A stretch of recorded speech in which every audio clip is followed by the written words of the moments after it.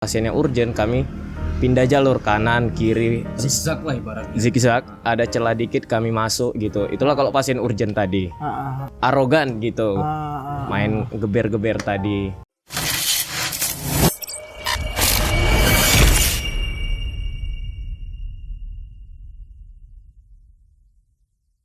Oke, baik, dalam kesempatan ini sudah hadir bersama kita kawan-kawan dari Bravo. Ya, ini Bravo ini kepanjangannya apa ini? Bravo. Bravo ini kepanjangannya Bikers Rescue Ambulance Volunteer, Bang. Kalau bahasa umumnya? Pengendara bermotor yang sukarela membantu. Oh, itu kalian yang balap-balap di depan ambulan itu? Bukan balap, Bang. Kita Jadi? Dibilang balap sih enggak, Bang. Kita sekedar membuka jalan, kebetulan ya kita lebih cepat daripada ambulan. Lalu motivasi kalian menjadi pengendara motor untuk menggiring ambulan itu apa motivasi kalian? Ya, motivasi lebih kepada kemanusiaan sih, Bang. Kita sering lihat di jalan ambulan kejebak macet, terus kasus kematian di dalam ambulan ketika perjalanan ke rumah sakit itu tinggi. Dan ya kami mencoba mengawal, ternyata ada perubahan yang setelah ada kami, khususnya di Kota Langsa. Dan mulai dari tingkat kematian di dalam ambulan itu menurun, ke ambulan itu cepat sampainya, dan seperti itulah, Bang. Jadi maksudnya inisiatif itu muncul karena kepedulian kalian melihat banyak, ya kita bisa lihat lah sehari-hari juga. Kadang-kadang ambulan lagi di jalan, lampunya lagi butuh dan sangat butuh kecepatan, tapi kadang-kadang masyarakat kurang peduli mengenai itu, sehingga inisiatif ini muncul dari kalian. Iya, betul. Artinya kalian coba membuka jalan untuk ambulan agar bisa membawa korbankah yang di dalam sampai di tujuan. Begitu kira-kira ya? Nah, artinya itu kan resikonya juga cukup tinggi kan? Ya, resiko selalu ada, Bang. Cuman menurut saya, menurut kami, resiko kami dalam mengawal ambulan itu tidak terlalu besar. Tidak seperti masyarakat memikirnya, Bang. Jadi seperti Menilai tadi apa yang terjadi sama kita. Ya gimana ya? boleh dikasih Menga, boleh Kalau dibilang tadi soal resiko kita, ya kita memang untuk mengawal ini harus sudah ready gitu, Bang. Mau dari segala minyak ya, bensin kita semua, perlengkapan kita harus safety riding di sini, wajib memakai sepatu, jaket gitu, Bang. Ya kalau untuk tingkat kecelakaan di dalam tim escorting ambulan ini di khususnya Bravo, alhamdulillah sampai detik ini ya belum ada kecelakaan yang kita alami sampai dari saat tim ini sampai saat ini. Nah, umur kalian di Langsa maksudnya dari tahun berapa kira-kira? Muncul Bravo di Langsa ini. Kebetulan kita masih baru, Bang, di Langsa. Kalau Bravo divisi Langsa ini baru jalan 1,5 tahun. 1,5 tahun. Iya, awalnya kita belum ada nama, hanya sekedar kumpul-kumpul biasa. Rupanya berpikir kita nggak bisa seperti ini, tidak ada nama yang menaungi. Akhirnya kita membuka cabang yang kebetulan pusat kita di Kota Binjai, Bang, Sumatera Utara. Artinya berarti kalian baru 1,5 tahun nih. Iya, betul. Nah, tadi aku dengar tadi bahwasanya kawan-kawan sudah safety, sudah ready dengan keadaan. Ini maaf nih, ada malaikat nggak yang calling kalian bahwasanya ada jenazah atau sesuatu yang dibawa ambulan? Ini maaf nih, agak sedikit ya. Maksudnya apa malaikat calling nih nggak? Nah, kira-kira bagaimana kawan-kawan dari Bravo Langsa ini mengetahui ada ambulan yang lagi membutuhkan pembuka jalan? Kebetulan kita, Bang, udah ada kerjasama dari supir ambulannya. Dengan sopirnya? Supir ambulan beberapa kali kita kawal, kita saling tukar nomor. Dan mereka biasanya selalu ngabarin kita dimulai dari jam keberangkatan, status pasien, karena kan dengan kita mengetahui pasien apa yang dibawa, kita mengetahui cara bagaimana kita mengawal. Contoh, pasien kecelakaan dan ibu-ibu yang mau melahirkan, berbeda cara kami ngawal dengan pasien yang patah tulang, sakit jantung, seperti itu. Coba kita bagi itu kira-kira. Katakanlah hari ini ibu hamil yang mau melahirkan, mekanisme kalian bicara sedikit secara teknis saja. Kalau misalnya pasien yang tingkat urgennya tinggi, tingkat istilahnya dalam bahasa medis situ, cara kami mengawal mungkin masyarakat nilai agak arogan, agak lebih cepat, agak lebih memang nggak ada kompromi sama sekali kalau kami ngawal. Kalau memang ya harus stop kendaraan di depan gitu, harus minggir gitu. Beda dengan pasien patah tulang, pasien jantung, kita harus pelan-pelan, lubang kita kasih tunjuk, polisi tidur harus ngerem, begitu bang. Oh, artinya kalian ya maksudnya ada arogan itu keluar bahasa itu penyebutan dari kalian atau orang sendiri yang mengatakan kalian sedikit arogan? Biasanya masyarakat. Masyarakat menganggap kalian arogan. Iya betul. Bisa nggak ada historinya nggak kira-kira? Ya kebetulan ada beberapa dari teman bilang, lain kali tolonglah kalau ngawal itu agak santai aja, knalpotnya jangan ini kali. Sebenarnya kan jangan digeber. Jangan digeber bahasa ininya. Cuman kan karena mereka nggak tahu gitu. Ya yang kami bawa ini yang pasien yang statusnya urgent bang, situ kalau dalam dunia medis. Ya seperti itu. Jadi ya, ada yang ngetin nih kawan-kawan nih, kalian kok arogan kali nih, klekson lagi kira-kira begitu kan? Kayak inilah, Langsa kan 2 jalur bang. Kebetulan di Langsa jalur kiri banyak untuk tukang parkir, kendaraan berhenti segala macam kan. Biasa kami kalau ngawal pasien yang aman, kami selalu main di kanan. Tapi kalau misalnya pasiennya urgent, kami pindah jalur kanan, kiri, zigzag lah ibaratnya. Zigzag, ada celah dikit kami masuk gitu. Itulah kalau pasien urgent tadi. Jadi kan terkesan kami ini kayak arogan gitu. Main geber-geber tadi. Kita ingetin orang pada dasarnya kan untuk geser. Kadang-kadang ada orang yang kurang peka memang. Udah lampu udah bersuara, lampu mobil ambulan tapi dia masih santai. Jadi kehadiran kalian brem geser kalian kan gitu kira-kira. Nah, jadi waktu mobil ambulan itu jalan, iya bang. Itu kan kalian di depan nih. Iya betul. Ini kan berarti kan kalian cara bawa motor nih bukan kaleng-kaleng lagi nih. Ada basic khusus nggak nih kalian kira-kira? Kalau sebenarnya ada latihan kami bang. Kami setiap sebulan sekali kami melakukan evaluasi dengan tata cara mengawal. Dimulai dari kode yang kami pahami sendiri. Dimulai kode lubang, kode pindah jalur, kode nahan untuk masyarakat di depan, kode untuk masyarakat meminggirkan. Kalau sebenarnya kok kita bilang nggak terlalu rumit ini kami, tapi kalau bagi masyarakat yang nggak tahu ya agak susah dalam cara mengawal itu tadi bang. Boleh nggak kasih satu contoh, misalkan ada lubang besar di depan, boleh nggak kasih contoh kode seperti apa kira-kira? Kalau kami biasa kayak lubang, kami main kaki bang, nunjuk ke supir. Misalnya ada lubang di kiri, kita bilang kode bang ada lubang di kiri gitu kaki. Tapi kok kita main tangan kan tangan kita fokus di stang dan fokus minggir kendaraan yang depan. Jadi kita main kaki kiri gitu. Bang ada lubang di kiri gitu. Lalu kalau misalkan yang lain ada nggak selain kaki, mungkin kode lain mungkin? Kode lain misalnya ada polisi tidur, kita itu kaki kita turun bukan dua-dua. Bukan polisinya. lanjut. Kaki kita dua-dua, kiri kanan kita turunin, sambil tangan kita kepal, suruh ngerem gitu bang. Kode-kode seperti itu. Berarti tadi. Jarak kawan-kawan dengan mobil ambulan berapa meter nih? Karena kan kawan-kawan ini kan di depan nih. Artinya kan ketika ada polisi tidur, dengan durasi waktu kalian memberikan kode ke ambulan itu, itu kan minimal harus 5 meter atau 10 meter. Kalau secara pasti nggak ada lah bang jarak antara kami dengan ambulan. Tapi yang pasti lumayan jauh lah, tapi nggak sampai tertinggal ambulan. Dan driver sendiri yang menjaga jarak dengan kami biasa ya bang. Seperti itu. Standar lari motor kalian kira-kira nih, kan itu juga cukup mengerikan tuh kira-kira. Sebenarnya enggak bang. Mungkin kalau masyarakat berpikir, wah ambulan aja kencang. Berarti yang ngawal itu lebih kencang. Iya, betul. Memang ya kalau secara teknis benar, tapi secara angka sebenarnya lari-lari standar lah kita bang. Kayak kebetulan Brapul Langsa di kami hanya mengawal kendaraan tadi, prioritas tadi hanya di dalam kota, hanya melewati kota. Jadi kalau misalnya secara kita hitung rata-rata kecepatan, ambulan itu lari 60 km per jam bang.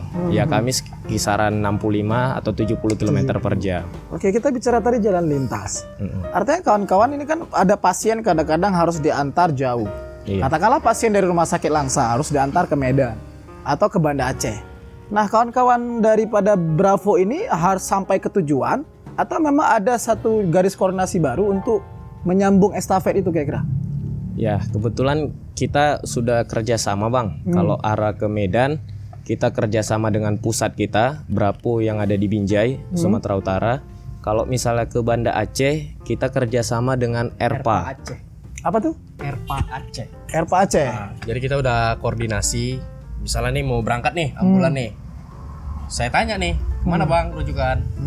GZA Rumah Sakit Zainal Abidin Banda Aceh. Ya udah, jadi saya langsung koordinasi melalui HP. Koordinasi pertama saya turunkan ke ERPA Aceh Timur. Nanti setelah itu mereka langsung koordinasi terus sampai Aceh Utara, Loksmawe, Biren, Sigli segala macam. Sampai ke Banda Aceh. Nah, kalau kawan-kawan Bravo Langsa batasannya ada nggak? Kira-kira sampai jalur mana kalian bisa mengganti pola itu? Jadi kalau untuk batas wilayah kita bilang ya, kita kalau katakanlah ada ambulan dari Medan mau ke Banda Aceh, ngarah Banda Aceh. Jadi posisi kita tuh titik poin kita itu kita dari Galon Sungelong, Galon Sungelung. Galon Sungelong sini, ataupun ya kemungkinan kita ya kepengen gitu ngawal agak jauh, jadi kita ngambil ke perbatasan Langsa, pasti perbatasan di Bukit Metuah itu, di situ kita stay dan terus mengawal kita pelepasan di Galon Alur 2 atau enggak paling jauh di Puskesmas Birembayan tuh ya, Puskesmas Birembayan yang sebelah kanan, situ kita udah ada titik poinnya. Jadi begitu juga dari Banda Aceh ada rujukan nih atau pasien exit meninggal, ya kita pelepasannya di itu juga di Galon Sungelong. Artinya kalian membangun koordinasi dengan baik ya sesama tim dan juga dengan ambulan tadi. Iya. Nah, kalau tadi kita bicara orang hamil yang butuh penanganan cepat, orang kecelakaan, patah tulang, jantung dan lain-lainnya. Nah, 2 tahun terakhir sama-sama kita tahu Indonesia di tengah bala bencana pandemi COVID. Itu juga resiko yang besar buat kawan-kawan. Apalagi di Aceh dalam 1 tahun terakhir sudah mulai masuk wabah COVID. Iya. Gimana tuh? Nggak takut kalian tuh? Ngeri tuh. Iya betul. Itu kira-kira bagaimana pola kalian membangun kerjasama itu sedangkan rumah sakit itu udah mulai betul-betul menjaga dengan protokoler kesehatannya. Iya. Kawan-kawan bagaimana? Iya, kebetulan setiap anggota Bravo Divisi Langsa selalu kami ingatkan tentang protokol kesehatan 3M, menjaga jarak, mencuci tangan dan memakai masker. Dan khusus untuk mengawal pasien COVID, kami itu formasinya di depan Bang, gak ada yang di belakang ambulan. Gak ada yang di belakang? Gak ada. Jadi kalau yang lain ada di belakang? Ambulan yang lain, kalau kami kawal pasien yang lain, ada yang standby di belakang. Karena kan biasa kalau ada kendaraan yang ngikuti ambulan Bang, biar cepat gitu kan Bang kan. Cuman terkadang justru itulah yang membahayakan. Seandainya ambulan ngerem mendadak, ya pasti dihajar mobil belakang. Game over. Jadi kami biasa jaga di belakang supaya nggak ada kendaraan yang mengikuti. Seperti itu. Ya jarak sekitar 5-7 meter lah dengan ambulan. Iya. Nah, bicara dengan mobil COVID tadi yang membawa korban COVID atau jenazah COVID. Kalian di depan berarti? Kami di depan dengan formasi 3 kereta di depan. Biasanya kami ngawal paling banyak formasi 6 kendaraan roda 2 Bang, kereta. Jadi 3 di depan dan 3 di belakang. Jadi tugasnya dari 3 yang depan tadi, yang 1 khusus untuk tim swipernya yang buka jalan, yang 2 di depan itu untuk menutup persimpangan. Misalnya kita bilang lah di persimpangan lampu merah, itu 1 kita tutup, yang 1 lagi tutup persimpangan di letter U, gitu Bang. Jadi setelah nanti ditutup kan yang di depan tinggal 1 itu, yang belakang masuk 2 ke depan. Jadi yang nutup tadi pindah ke belakang, seperti itu Bang. Berarti itu sama polanya dibuat untuk juga korban COVID atau yang membawa jenazah COVID? Kalau jenazah COVID tidak Bang. Kenapa kalian memilih di depan aja? Kenapa? Karena yang mana istilahnya takut lah kita Bang. Mana tahu ada virus-virus itu ke belakang ya kan. Jadi kalian di depan. Di depan. Selama ini ada membawa jenazah COVID? Sering Bang kebetulan. Pasien COVID sering. Kalau jenazah COVID udah 2 bulan terakhir nggak ada kebetulan Bang. Alhamdulillah alhamdulillahnya ya tingkat pasien jenazah COVID-19 ini dalam 2 bulan terakhir kalau untuk daerah Kota Langsa sendiri itu alhamdulillah sudah banyak berkurang Bang daripada waktu Awal-awal kemarin. awalnya tuh. Ya itu bolak-balik dari Medan sampai ke Langsa. Iya. Pokoknya ya kita sendiri, kita kan jaga diri kita sendiri juga gitu Bang.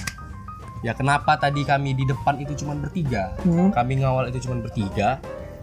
Ya kami gimana? Kami kan pedulikan kesehatan mereka juga. Gitu. Iya. Nanti kalau misalnya 6 orang juga nih yang ngawal, kasihan 3 di belakang. Iya. Karena memang di belakang ini betul-betul terus belakang ambulan, nempel terus sama ambulan. Nah, makanya kalau untuk jenazah COVID yang udah yang saya pernah ngawal beberapa kali ya, itu ada kami 3 di depan, itu nggak pernah geser ke belakang, tetap di depan.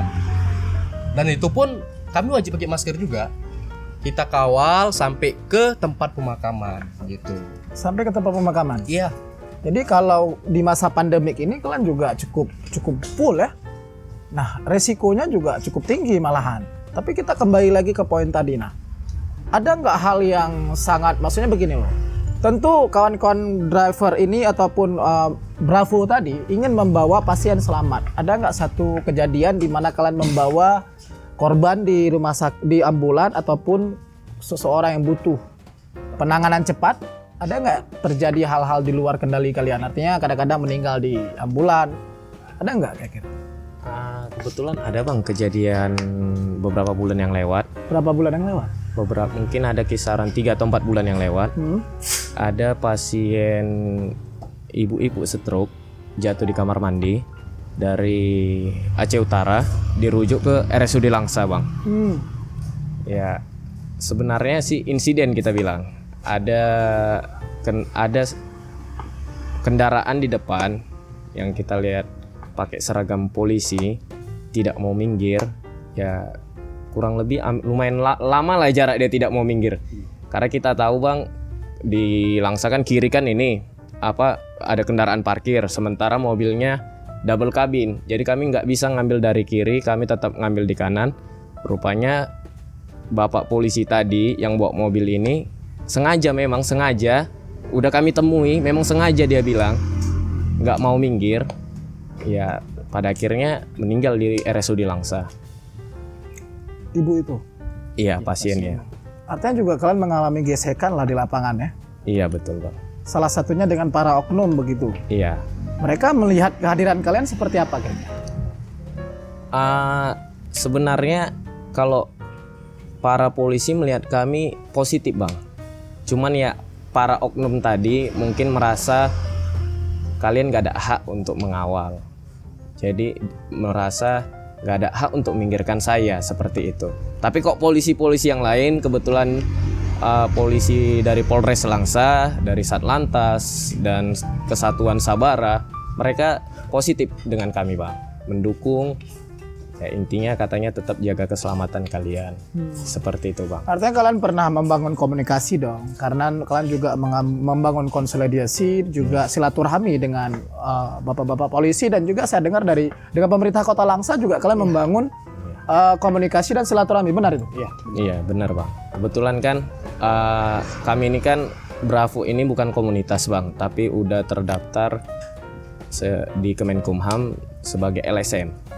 Jadi kita komunikasi dengan Bapak Wali Kota, dengan Bapak Kapolres, dengan Bapak Dandim, jadi supaya bahwasanya kami LSM Bravo ada di Kota Langsa dengan niat baik. Ya seperti itu aja Bang. Dan bagusnya diterima dan positif mereka melihat diterima. Kehadiran kawan-kawan.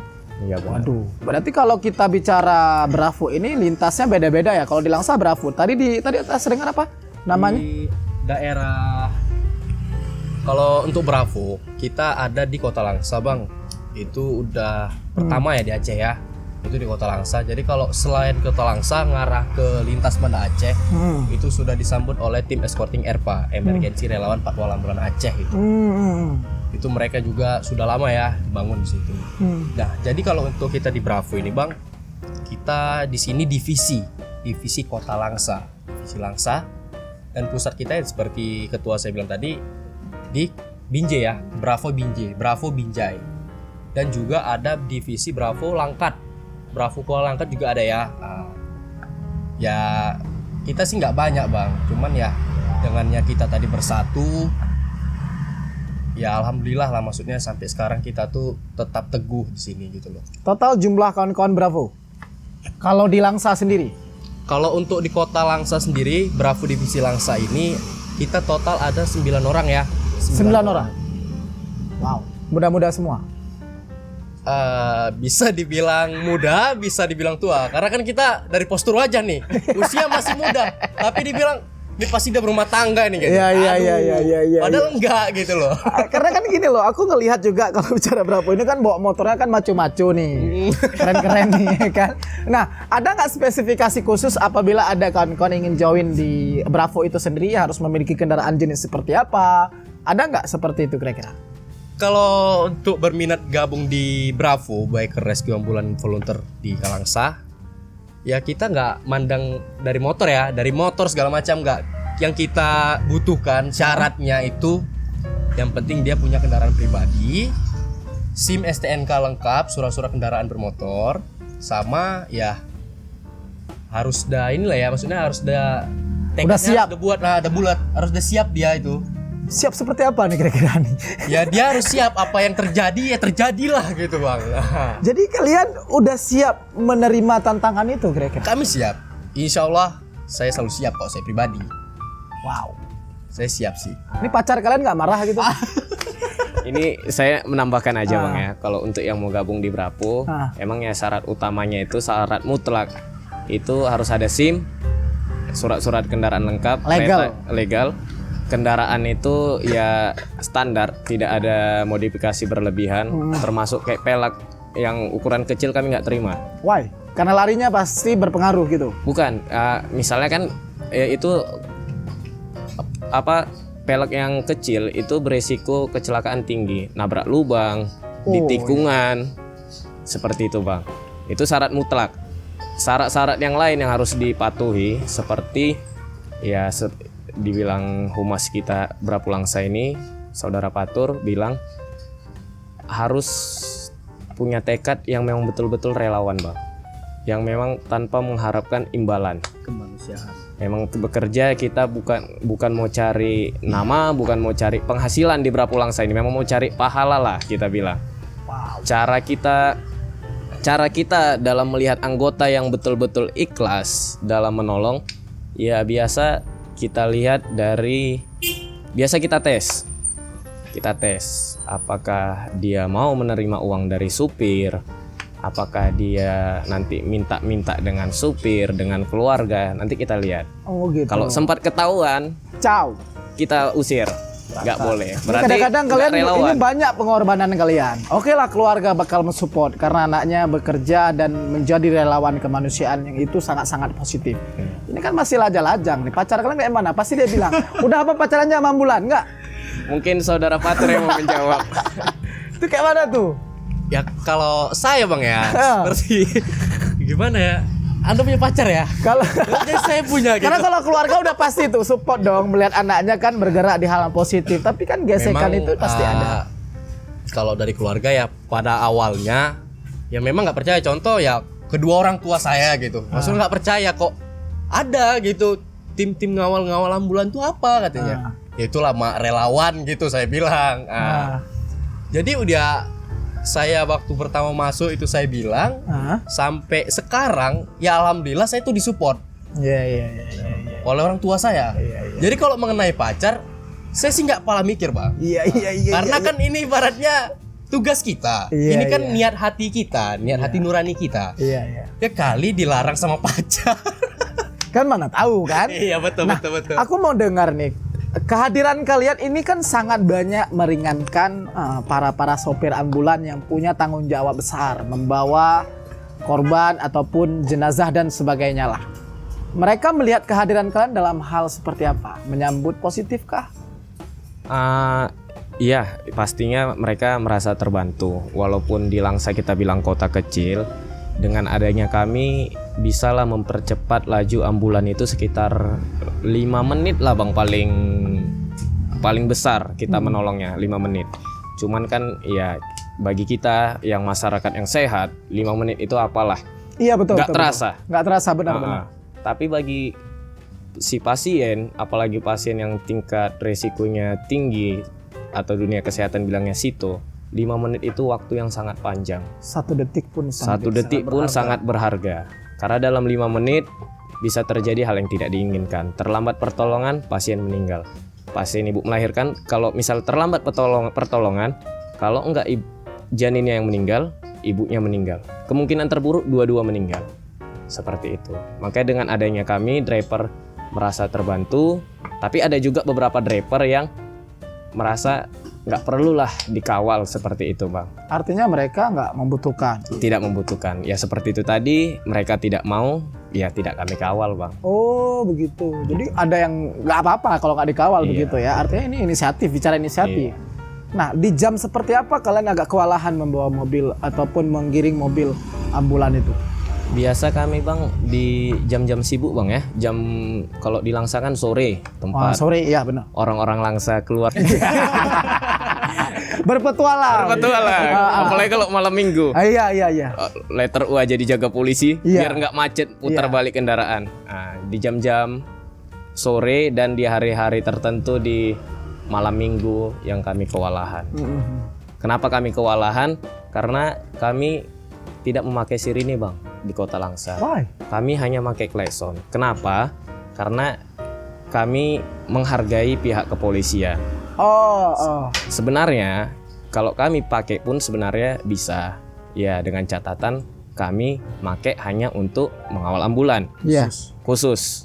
Tapi nanti kan masyarakat kan berpikir seperti ini. Mereka aja bisa, kenapa saya nggak bisa? Wow. Terakhir terjadi penyalahgunaan sirine itu tadi bang. Makanya kami menghargai kepolisian supaya masyarakat tidak menyalahgunakannya. Wow. Makanya kami hanya memakai klakson saja standar. Paling ya ganti dengan klakson mobil lah bang, Dinso. Seperti itu. Menghabiskan daya baterai ya. Nah malah aku yang menarik nih. Kemarin kita sempat ngobrol bahwasanya kalian kadang-kadang bisa improvisasi di tempat. Bukan saja membawa motor tapi juga bisa membawa mobil ambulan. Iya. Ada sejarah seperti apa tuh kira-kira? Ya kadang ya karena kita udah deket dengan supirnya itu tadi. Misalnya ambulan dari daerah jauh yang misalnya katakanlah supirnya ngantuk, capek. Ya dari anggota Bravo Langsa yang bisa bawa mobil yang biasa bawa ambulan ya ikut gitu. Ikut maksudnya bawa atau ikut nemenin? Kalau misalnya dalam lagi bawa pasien tetap si supir yang bawa karena itu kan tupoksi mereka. Iya. Kalau mereka ngasih ke kami kan yang bawa kan itu melanggar. Ya kalau misal dalam perjalanan bawa pasien ya hanya sekedar kawan ngobrol, kawan bincang-bincang. Berarti bisa seperti itulah, nggak melulu di luar mobil, tapi dalam mobil kita juga bisa berteman dengan mereka dan ngobrol-ngobrol. Wah, positif sekali kehadiran Bravo hari ini. Artinya kalian banyak memberikan pengaruh, terutama bagi saudara-saudara kita yang sedang dalam penanganan penting tentang pengobatannya yang dibawa dengan jasa mobil ambulan. Kira-kira pesan seperti apa yang bisa kawan-kawan tawarkan di Rajut Project yang bisa didengarkan oleh kawan-kawan nanti? Pesan motivasi kehadiran kalian di Kota Langsa dan kalau bisa juga bisa memberikan sugesti lah. Janganlah dibilang kami arogan. Silakan mungkin satu-satu mungkin Fatul boleh, ini juga boleh. Silakan. Gantian ya. Gantian. Biar sama gitu. Biar sama. Oke, sip. Pesan yang mau disampaikan ya prioritaskan kendaraan prioritas bang. Kita bukan membicarakan ambulan, yang paling utama ya kayak pemadam. Oh ya. Mobil pribadi pun sering juga membawa pasien yang emergensi. Kita lihatlah kalau memang kendaraan itu perlu cepat harus kita dahulukan. Hanya menepi sekitar 15 detik kita udah berusaha menolong nyawa mereka. Kita cuman minggir aja kita udah berusaha membantu mereka, berusaha menyelamatkan nyawa mereka. Tidak perlu menahan laju ambulan, itu malah bikin dosa kita. Karena ego sektor tadi. Padahal nggak lamanya dia minggir, tapi bisa membantu nyawa orang. Seperti itu aja. Pesan untuk masyarakat nih. Ini juga ada pesan juga sih memang untuk masyarakat. Ya khususnya yang pengguna roda 4 kendaraan bermobil ya. Kan saya pernah tuh ngawal ambulan, nggak saya sebut ambulan dari mana, asalnya tujuannya kemana.